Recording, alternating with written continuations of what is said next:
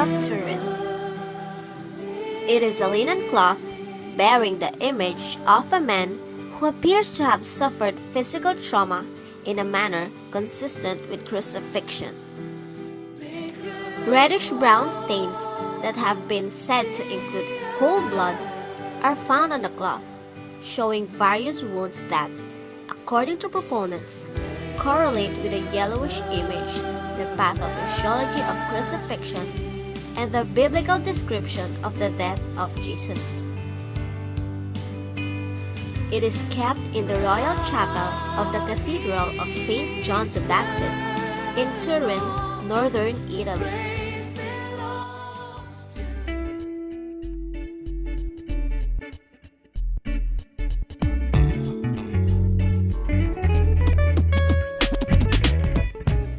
In May 1898, amateur Italian photographer Secondo Pia was allowed to photograph the shroud. Pia was startled by the visible image of the negative plate in his dark room. Negatives of the image give the appearance of a positive image, which implies that the shroud image is itself effectively a negative of some kind. The Shroud of Turin is a mysterious artifact which draws hundreds of thousands of pilgrims all over the world each time it's displayed.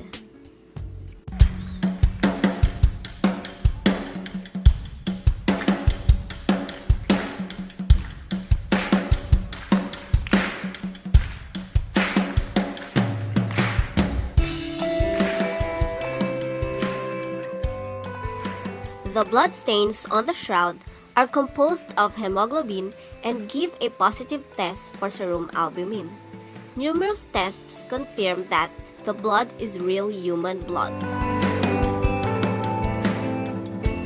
Alan Adler, a professor of chemistry at Western Connecticut State University, identified the reddish stains as type AB blood and interpreted the iron oxide as a natural residue of hemoglobin.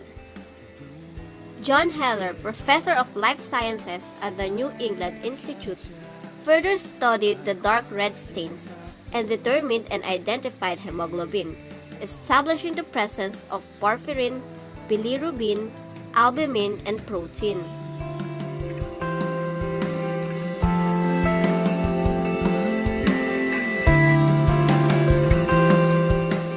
Some have argued that the blood on the shroud could not be real because old blood always turns black with age, but this argument is scientifically invalid.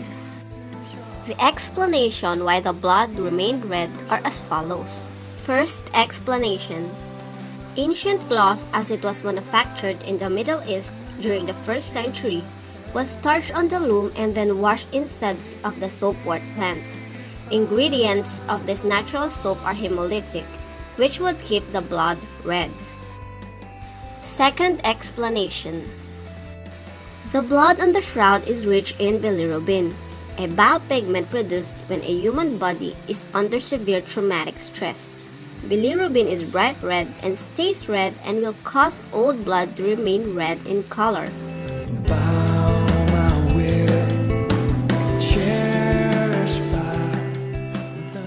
The shroud's images are superficial and fully contained within a thin layer of starch fractions and saccharides that coats the outermost fibers of the shroud.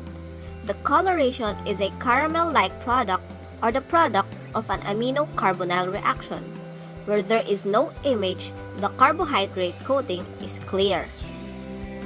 The Turin shroud was examined with visible and ultraviolet spectrometry, infrared, X-ray fluorescence, thermography, and microchemical testing. No evidence for pigments such as paint, dye, or stains, or artist media was found anywhere on the shroud, nor is any photographic emulsion found on the shroud.